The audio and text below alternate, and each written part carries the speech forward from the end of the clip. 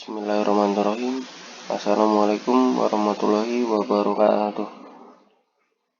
Di sini saya akan mempresentasikan hasil PPT saya, yaitu tentang manajemen persediaan.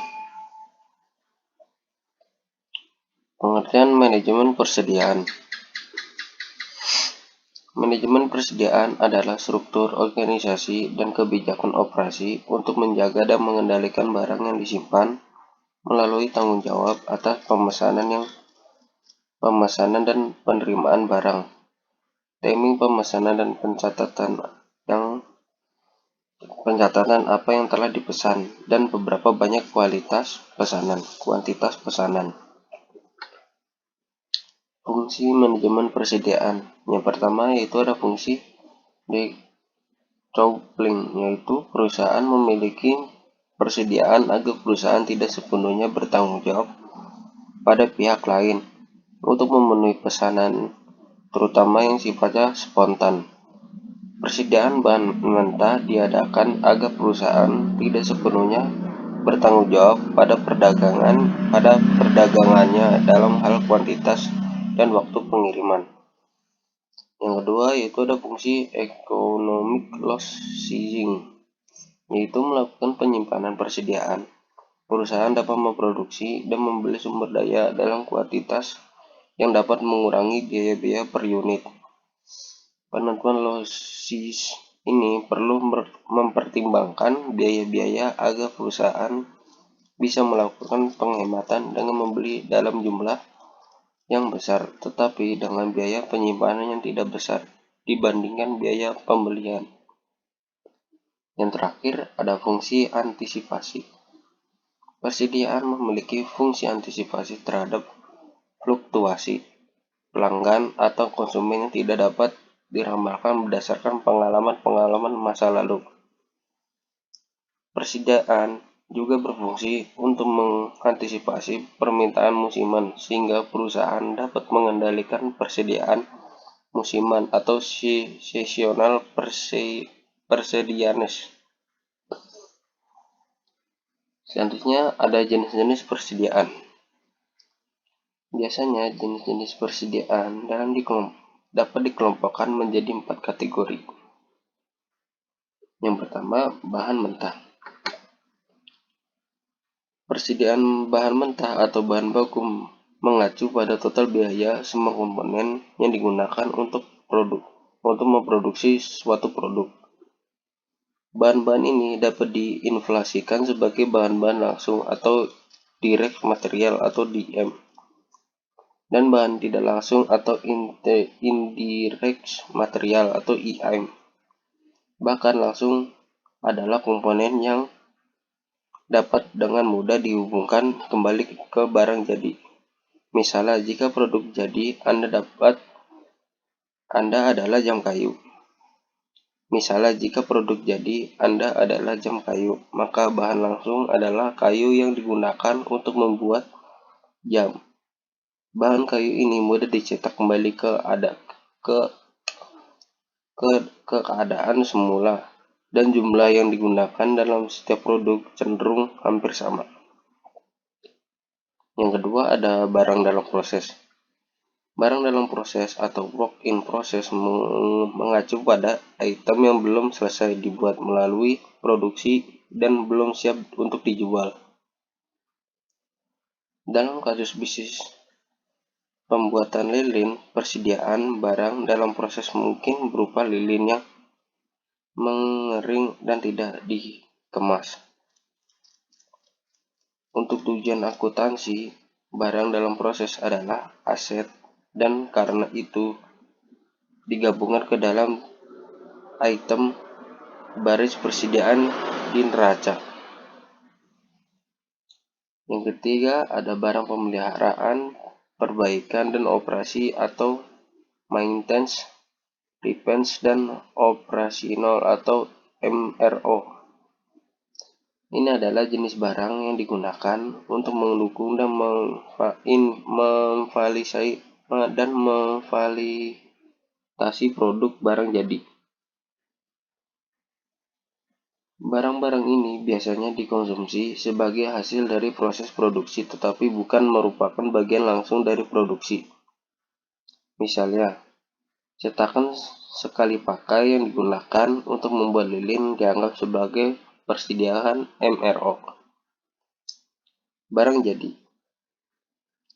Persediaan barang jadi ini mengacu pada jumlah produk manufaktur dalam persediaan yang tersedia bagi pelanggan untuk dibeli. Rumus persediaan barang jadi merupakan rasio persediaan peti yang dapat digunakan untuk menghitung nilai barang tersebut untuk dijual. Menghitung nilai persediaan barang jadi dapat membantu memiliki bisnis lebih memahami nilai persediaan mereka dan mencatat nilai tersebut sebagai aset di neraca bisnis. Mengetahui nilai sebenarnya dari stok yang diproduksi merupakan faktor penting dalam mengurangi pemborosan bahan, menentukan profitabilitas, dan mengoptimalkan proses manajemen persediaan. Selanjutnya yaitu ada teknik manajemen persediaan. Ada beberapa teknik manajemen persediaan yang digunakan untuk memastikan barang persediaan untuk memenuhi permintaan pelanggan. Berikut adalah diantaranya. Yang pertama ada stock review. Jenis manajemen persediaan ini biasanya sangat menarik bagi usaha kecil. Ini melibatkan analisis barang yang Anda miliki secara teratur versus apa yang Anda proyeksi di masa depan. Meskipun tinjauan stok otomatis dapat menentukan tingkat persediaan minimum, metode ini memang memerlukan inspeksi persediaan secara teratur, dan barang harus dipesan ulang untuk memenuhi tingkat minimum yang diperlukan. Yang kedua ada analisis ABC. Dengan jenis proses manajemen persediaan ini, Anda sebagai persediaan, Anda menjadi beberapa kelompok berdasarkan nilai dan signifikan biaya produk. Kategori A mewakilkan barang-barang yang bernilai tinggi dan kualitas rendah. Sedangkan yang B mewakilkan barang-barang yang bernilai dan kualitasnya sedang. Sedangkan yang C mewakilkan barang-barang yang bernilai rendah dan kualitas tinggi. Sistem manajemen persediaan kemudian mengelola masing-masing kategori yang berbeda ini secara terpisah. Selanjutnya ada metode Just in Time atau JIT. Dengan metode ini, produksi tiba saat dipesan oleh pelanggan, yang memungkinkan permintaan pelanggan dipenuhi tanpa menyimpan jumlah produk dalam stok dan tersedia. Pendekatan ini melibatkan peneliti pola pembelian, mengevaluasi faktor bebas lokasi yang membantu Anda menentukan barang apa yang dibutuhkan selama waktu dan tempat tertentu, dan menganalisis permintaan musiman. Selanjutnya ada kuantitas pesanan ekonomis. Kuantitas pesanan ekonomis atau economic order quantity atau EOQ adalah formula untuk jumlah ideal persediaan yang perlu dibeli perusahaan dan mencakup serangkaian variabel seperti tingkat permintaan, total biaya produksi, dan faktor lainnya. Tujuan dari rumus tersebut adalah untuk mengidentifikasi jumlah unit produk terbesar yang perlu dibeli untuk meminimalkan pembelian. Yang terakhir ada jumlah pesanan minimum.